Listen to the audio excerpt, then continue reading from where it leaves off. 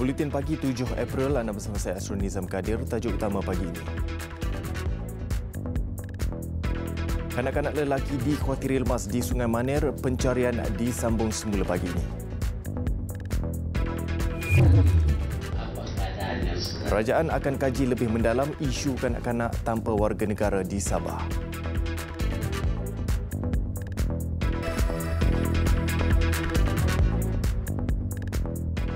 Assalamualaikum dan selamat pagi. Usaha mencari dan menyelamat SAR kanak-kanak lelaki berusia 10 tahun yang dikhawatiri lemas di Sungai Manir, Kuala Terengganu disambung semula jam 7 pagi tadi.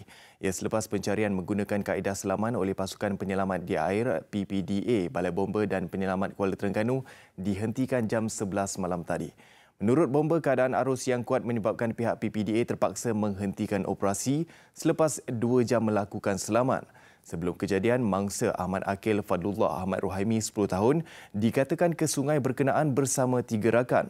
Dia dikatakan turun ke sungai untuk mandi sementara rakan-rakannya berada di tebing.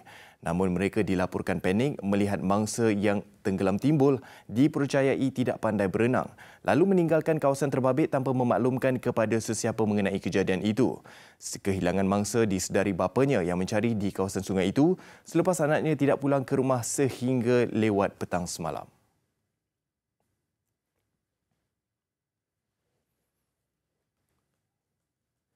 Kerajaan akan mengkaji dengan lebih mendalam isu kanak-kanak tanpa warga negara di Sabah. Perdana Menteri Tun Dr. Mahathir Mohamad mengulas laporan Adwara Rakyat TV3 baru-baru ini yang memaparkan perkampungan sampah di daerah Sandakan Sabah yang dihuni oleh pendatang tanpa izin termasuk kanak-kanak. Kita perlu kaji dengan mendalam kes seperti ini supaya kita tidak menolak atau menerima tanpa mengetahui apa keadaan yang sebenarnya. Kisah menyayat hati di Kampung Sampah Sandakan dipaparkan di Buletin Utama TV3 mendapat perhatian ramai sehingga menjadi pertikaian berhubung hak kanak-kanak warga asing itu untuk mendapatkan pendidikan sewajarnya.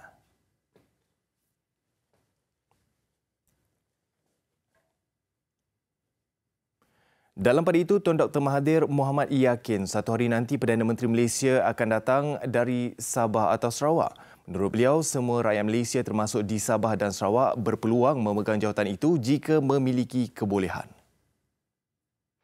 Saya yakin satu hari nanti Perdana Menteri Malaysia akan datang daripada Sabah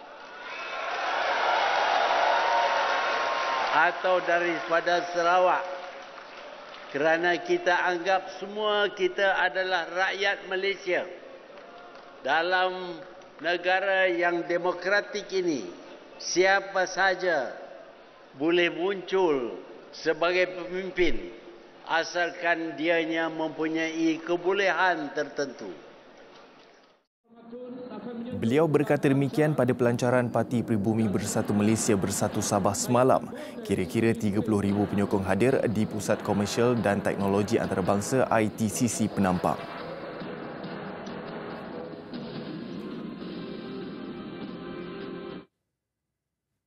Sementara itu, anggota Dewan Undangan Negeri Sulaman, Datuk Hajiji Muhammad Noor yang dilantik sebagai penyelaras Bersatu Sabah yakin penubuhan parti itu di Sabah membuka lembaran baru dalam konteks sejarah politik negeri itu yang ditunggu-tunggu khususnya Bumiputera dan pribumi di negeri berkenaan.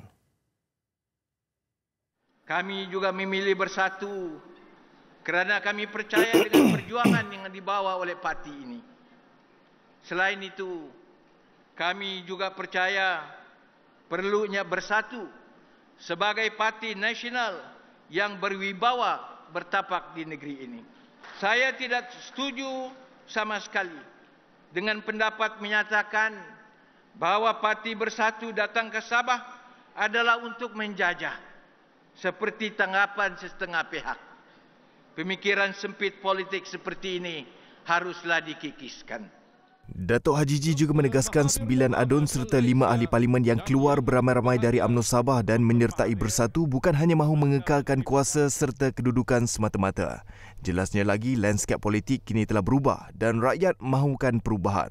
Oleh itu, mereka akan terus memberi sokongan kepada kerajaan yang dibentuk oleh Pakatan Harapan. Mengenai pilihan raya kecil Sandakan, pihaknya akan menyokong sesiapa sahaja calon dikemukakan PH. Dan yang dikasih Perkembangan penarikan diri Malaysia dari Statut Rom Mahkamah Jenayah Antarabangsa ICC, Perdana Menteri Tun Dr. Mahathir Mohamad mendedahkan terdapat usaha memburukkan Pakatan Harapan PH dalam meratifikasi Statut Rom. Tanpa mendedahkan, beliau berkata pihak berkenaan seolah-olah memberi gambaran PH mengkhianati negara dengan perjanjian menandatangani Statut Rom. Tidak boleh mengambil kuasa kita dalam negara. Tetapi kalau kita keterlaluan, kita bunuh orang sana sini, yes, the statute of rule can charge us and take us to court. But otherwise, they cannot do anything. Kalau ada undang-undang di sini dan kita follow the rules of law, iaitu kalau ada orang yang buat salah, kita undang ke mahkamah, ada perbicaraan secara terbuka, tak ada sebab kenapa akan ada action daripada parti yang menandatangani statut. Kemarin, Tun Dr. Mahathir mengumumkan Malaysia akan menarik diri daripada menyertai statut itu. Ia berikutan kekeliruan yang timbul dari segi politik dan dalam kalangan masyarakat. Namun beliau menegaskan bahawa keputusan itu dibuat bukan disebabkan statut membahayakan negara. Keputusan untuk menarik diri daripada statut itu dicapai secara bersama dalam mesyuarat mingguan Kabinet Jumaat lalu. Terima kasihlah kerana pres sudi. Sementara itu, Presiden PKR Datuk Seri Anwar Ibrahim menyifatkan keputusan Malaysia menarik diri daripada menyertai Statut Rom ICC adalah langkah bijak Perdana Menteri dan Kerajaan. Katanya Tun Dr. Mahathir telah memberikan penjelasan mengenai tindakan itu termasuk mengambil kira pandangan daripada Raja-Raja Melayu. Datuk Seri Anwar yang ditemui pada majlis santai bersama veteran Angkatan Tentera Malaysia ATM di Bandar Seri Sendayan Seremban semalam berkata, dalam pertemuannya bersama Tun Dr. Mahathir, isu dan alasan penarikan diri Malaysia dari meratifikasi Statut Rom turut diulas panjang lebar oleh Perdana Menteri.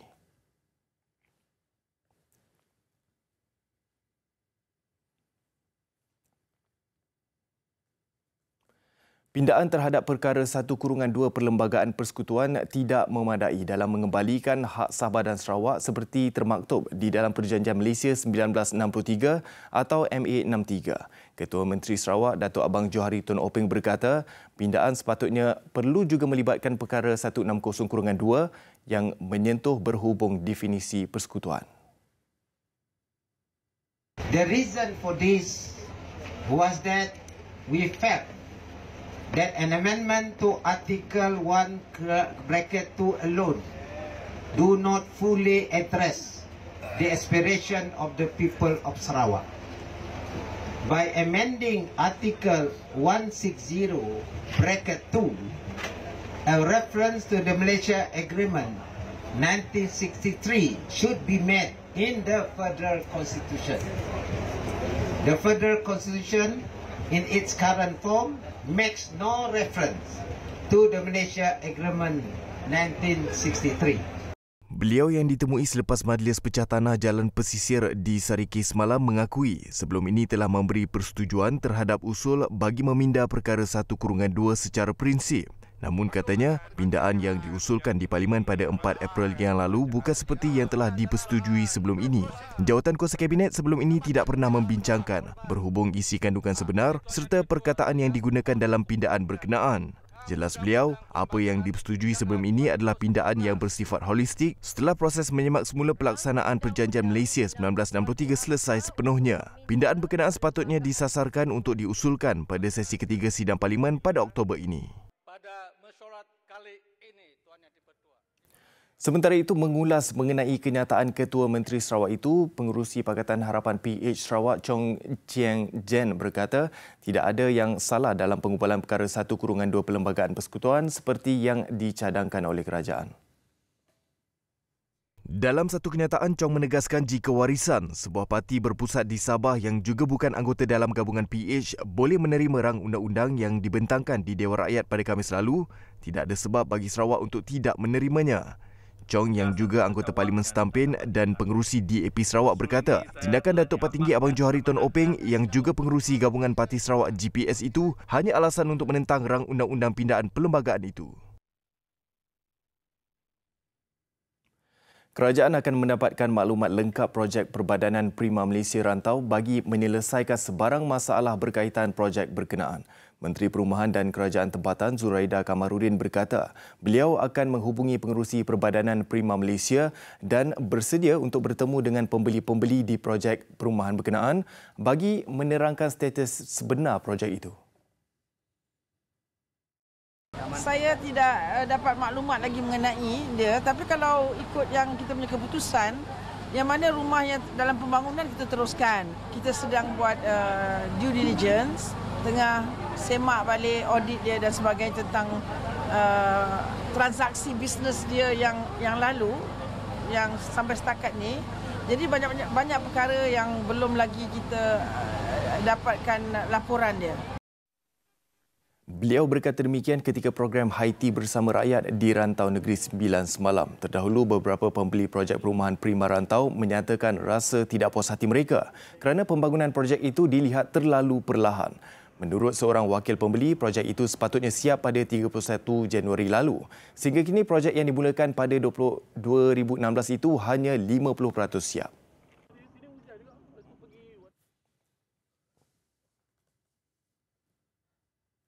Hampir 30,000 tapak tangan berjaya dihasilkan oleh pelajar-pelajar Universiti Teknologi Mara Cawangan Perak dalam usaha memecah catatan Malaysia Book of Records untuk mural tapak tangan paling banyak secara serentak.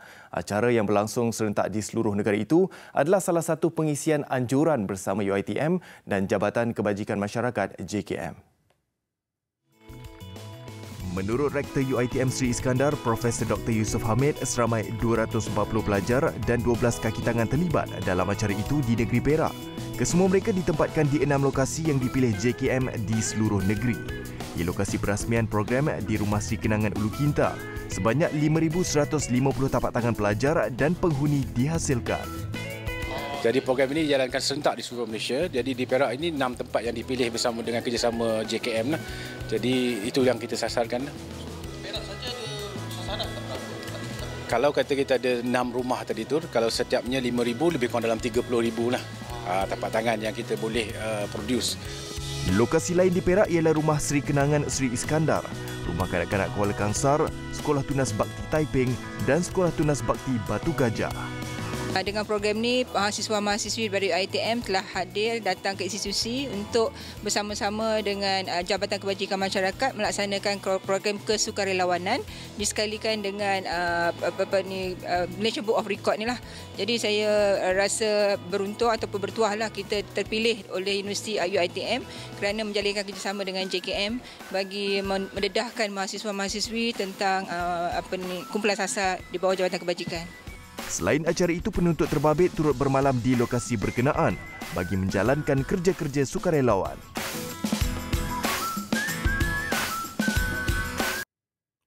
Laporan antarabangsa, ribuan rakyat Sudan berarak di Khartoum hingga ke Ibu Pejabat Tentera buat kali pertama selepas rusuhan berdarah menentang Presiden Omar al-Bashir pada tahun lalu. Dalam satu lagi bantahan di Madani, penduduk turut berarak hingga ke sebuah bangunan tentera di bandar itu. Siri tunjuk perasaan dilancarkan di negara itu sejak Disember lalu, berikutan kemarahan penduduk yang mendakwa kerajaan pimpinan Bashir merosakkan ekonomi. Penduduk dibelenggu kesempitan hidup akibat harga roti yang melonjak, selain masalah kekurangan diesel dan mata wang asing. Bagi membendung tunjuk perasaan, Presiden Omar al-Bashir mengisytiharkan darurat pada 22 Februari lalu. Sejak perintah darurat berkuat kuasa, bantahan hanya tertumpu di Khartoum dan Omdurman. Tarikh 6 April dipilih untuk tunjuk perasaan seluruh negara kerana ia adalah Hari Kebangkitan Rakyat pada 1985 sehingga berjaya menumbangkan rejim pemerintahan Presiden Jaafar Nimiri. Kesemua kedai dan pasar di Khartoum diarah tutup sebelum bantahan bermula.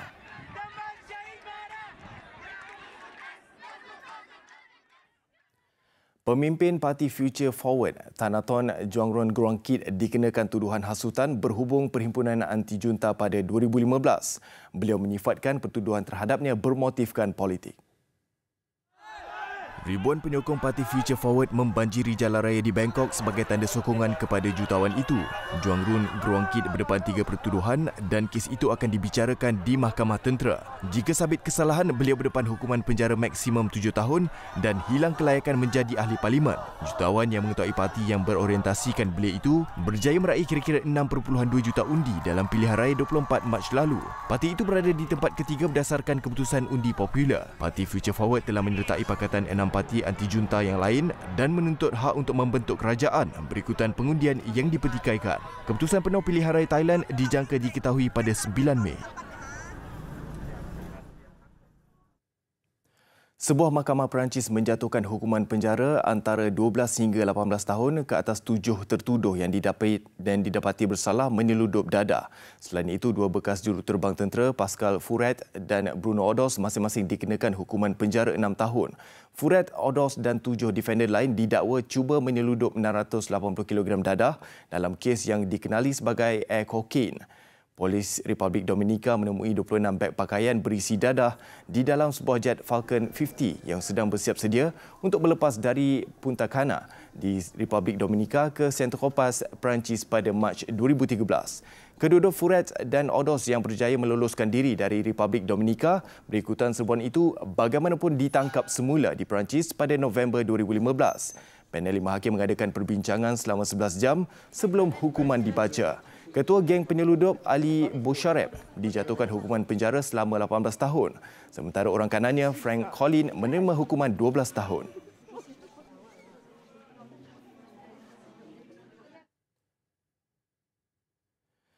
Penduduk di 6 buah bandar di sepanjang Sungai Karkheh di wilayah Khuzestan, Iran diarah berpindah berikutan hujan lebat berterusan yang mencetuskan kebimbangan berlakunya banjir.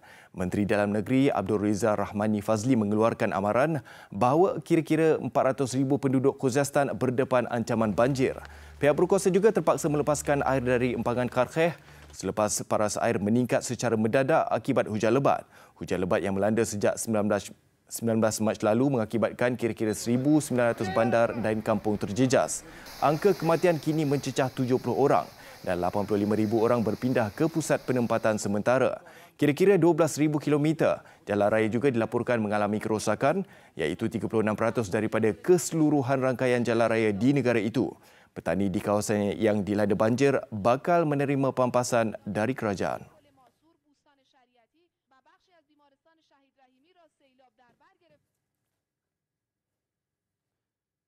Sukan bola sepak Liga Super. 3 perlawanan berlangsung semalam menyaksikan Kuala Lumpur akhirnya meraih 3 mata pertama selepas menewaskan pasukan utama Kedah 2-1.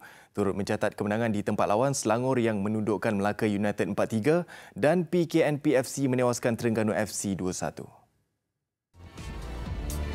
Berlangsung di Stadium Bola Sepak Kuala Lumpur, Kedah tersentak apabila tewas mengejut di tangan pasukan tercorot Liga menyebabkan mereka semakin jauh di belakang pendahulu Johor Darul Takzim ketinggalan 8 mata. Kuala Lumpur terlebih dahulu mengejutkan Kedah menerusi tandukan pemain dari Filipina, Lee Woodland pada minit ke-9.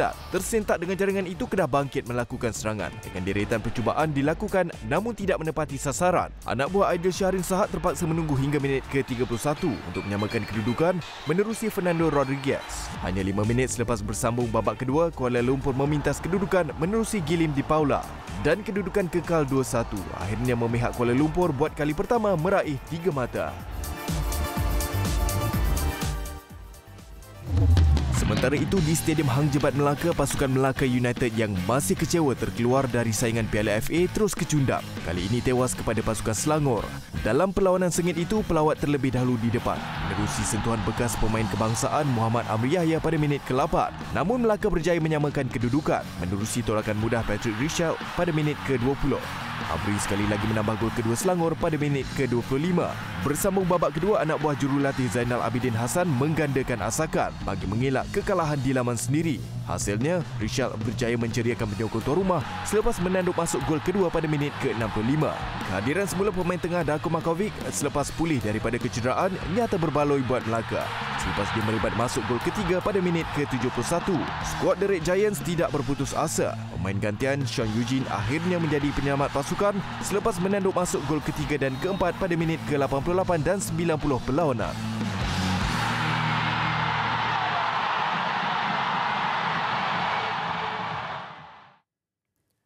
Badminton terbuka Malaysia. Perlawanan akhir yang akan berlangsung hari ini diteruskan tanpa wakil negara. Selepas bergu campuran, Tan Kian Meng, Lai Peijing terkandas di separuh akhir semalam. Bagaimanapun, tumpuan sudah pasti terarah kepada aksi jago perseorangan lelaki Cina, Lin Dan, yang mahu mengulangi kejayaannya di Malaysia pada 2017. Lin Dan berhasrat untuk mengulangi kejayaannya 2 tahun lalu selepas berjaya ke peringkat akhir mengalahkan rakan negara Shi Yuqi. Di set pertama, Lin Dan mendahului Yuqi yang menjadi pilihan kedua kejohanan dengan 21-19.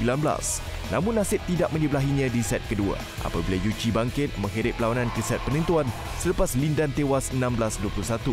Permainan sengit antara kedua pemain dari China ini berakhir dengan kemenangan berpihak kepada Lin Dan 21-12 dalam perlawanan selama 1 jam 5 minit. Lin Dan akan bertemu seorang lagi rakan senegara, Cheng Long, hari ini.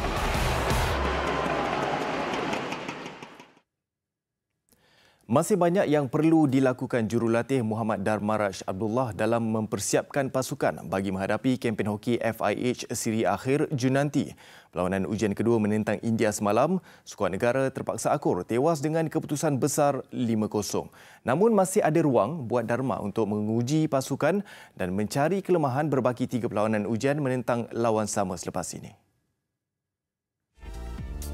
Selepas kekalahan 3-0 pada pertemuan pertama Khamis lalu, Malaysia tampil dengan misi untuk bangkit memperbaiki keputusan. Bagaimanapun memang sukar untuk Malaysia menembusi benteng India. Sebaliknya pelawat membuka jaringan pada minit ke-12, gol menerusi Navjot Kaur. 5 minit sebaik suku kedua bersambung, India menggandakan jaringan. Kali ini hasil sentuhan Vandana Kataria dan India menamatkan aksi separuh masa dengan kedudukan 3-0 selepas Navneet Kaur menjaringkan gol padang berbaki seminit sebelum rehat. Suku ketiga Malaysia tampil melawan, berjaya menyekat asakan India selain turut mencipta beberapa peluang namun gagal untuk memecah kebutuhan. Sebaliknya, India bangkit pada suku terakhir menjaringkan 2 gol berturut-turut bermula dengan gol padang Lal Ramsiami minit ke-54 sebelum Niki Pradhan melengkapkan kemenangan bergaya 5-0 India tamat sepenuh masa. Perlawanan ujian ketiga Malaysia-India akan berlangsung jam 8 malam esok. Kejohanan skuash PSA Jelajah Dunia 2019 saingan separuh akhir semalam menyaksikan 3 pemain negara Muhammad Syafiq Kamal, Chan Yiwei dan Aina Amani melangkah ke perlawanan akhir. Muhammad Syafiq Kamal berjaya mara selepas menewaskan pilihan keempat Hong Kong, Tan Ming Hong 11-7, 11-9, 11-3. Dia yang baru saja pulih daripada kecederaan kembali bersemangat untuk menyambar kemenangan.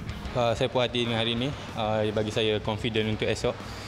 Sebab saya boleh simpan saya punya energi sebab menang straight set. So saya harap saya boleh recover malam ni untuk match esok. Sementara itu, kategori wanita pemain muda negara, Chan Yiwen berjaya menyingkirkan pilihan pertama Wen Li Lai dengan kemenangan straight set 11-6, 11-5, 11-3. Sekaligus melayakkan diri ke perlawanan akhir untuk menentang rakan senegara Aina Amani yang menewaskan Amirah Rusdina 11-9, 11-2, 11-6. Game plan saya jadi hari ini. So pun konsisten sampai set ketiga sampai habis. Memang okeylah.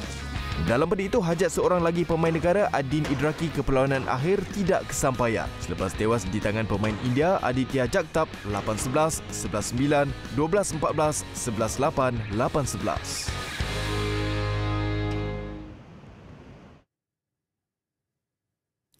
Dengan itu, sekian paparan Buletin Pagi. Terus ikuti Buletin TV3 di platform digital dan media sosial kami. Salam hormat dan Assalamualaikum.